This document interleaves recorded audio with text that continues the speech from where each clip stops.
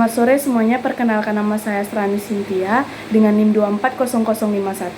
Saya perwakilan dari kelompok 2. Sebelumnya kami ingin mengucapkan terima kasih kepada Ibu Profesor Dr. Hasna Faiza ARMHum selaku dosen pengampu pelajaran bahasa Indonesia.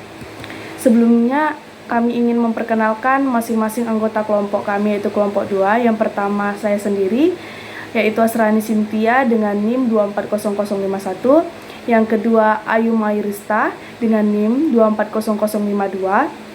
Yang ketiga Balkis Zakia dengan NIM 240053. Dan yang terakhir Sherlion Octavia dengan NIM 240054. Kami akan menjelaskan tentang pelajaran bahasa Indonesia. Materi pertama yaitu kerangka konseptual. Konsep nasionalisme Indonesia dibangun oleh para pendiri negara atas dasar atau fondasi bahasa, bukan fondasi ras atau etnis atau agama.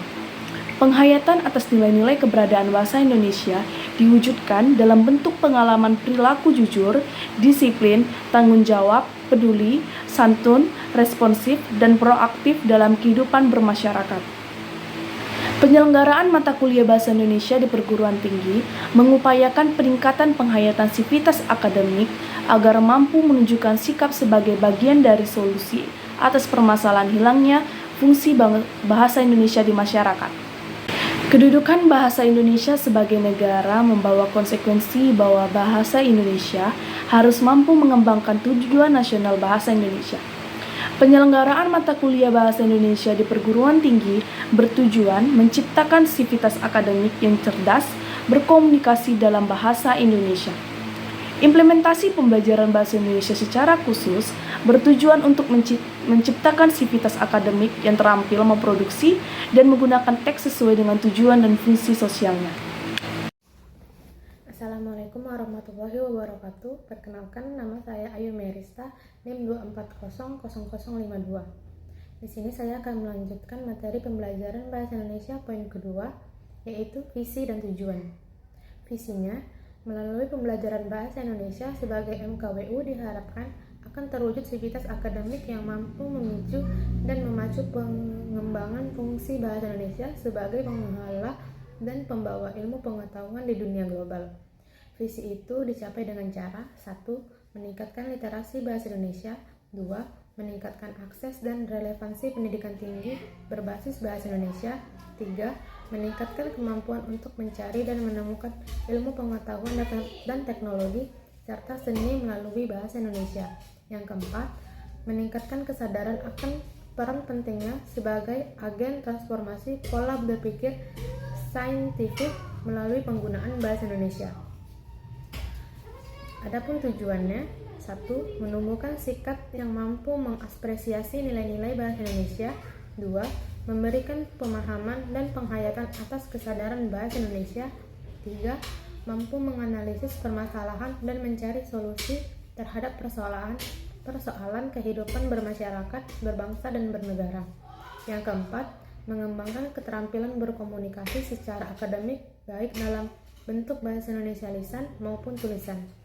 Sekian presentasi saya akhiri. Wassalamualaikum warahmatullahi wabarakatuh. Assalamualaikum warahmatullahi wabarakatuh. Perkenalkan, nama saya Balkis Zakia dengan NIM 240053. Di sini saya akan melanjutkan pembahasan materi tentang pembelajaran bahasa Indonesia poin ketiga, yaitu kompetensi dan desain pembelajaran. Terdapat 3 poin. Yang pertama adalah kompetensi inti.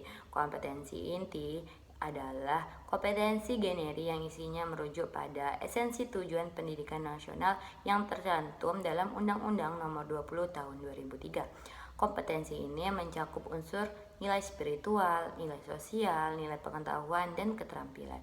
Poin yang kedua yaitu kompetensi dasar atau biasa yang kita sebut KD, adalah kompetensi kemampuan spesifik yang isinya mendeskripsikan kemampuan yang berkaitan dengan substansi mata kuliah.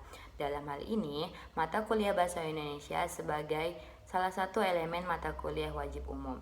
Yang ketiga adalah kompetensi inti 1 dan 2 berfungsi sebagai aksiologis mata kuliah. Nah, teman-teman tahu nggak sih apa itu aksiologis mata kuliah? Ya, jadi Yang dimaksud dengan aksiologis mata kuliah adalah salah satu cabang filsafat yang mempelajari tentang nilai atau norma terhadap suatu ilmu. Sekian presentasi dari saya. Salah dan silap saya mohon maaf. Wassalamualaikum warahmatullahi wabarakatuh. Assalamualaikum warahmatullahi wabarakatuh. Perkenalkan, nama saya Cerlian Octavia dengan NIM 2400054. Di sini saya akan menjelaskan tentang materi metode pembelajaran yang terdapat di dalam pembelajaran bahasa Indonesia.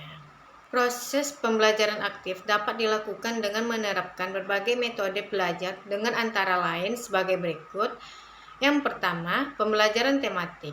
Pembelajaran tematik bertujuan untuk mengintegrasikan atau menyatukan pengetahuan, keterampilan, nilai, sikap pembelajaran, dan pemikiran yang kreatif dalam menggunakan teks tertentu untuk membangun sebuah konteks yang baru. Yang kedua yaitu pembelajaran berbasis saintifik.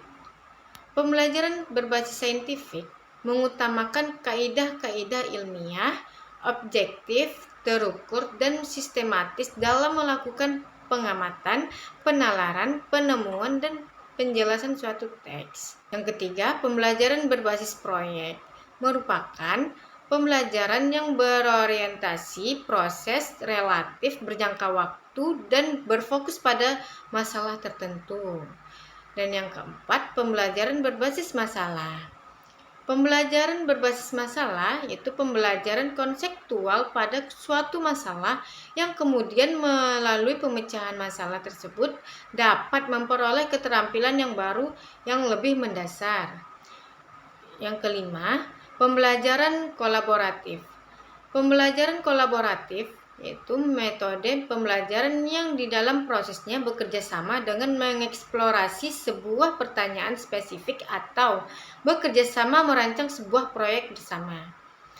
Yang keenam, pembelajaran berbasis teks. Yang menjadi bahan dasar pembelajaran di metode ini yaitu teks yang beserta unsur-unsur di dalamnya. Sekian dari saya. Assalamualaikum warahmatullahi wabarakatuh.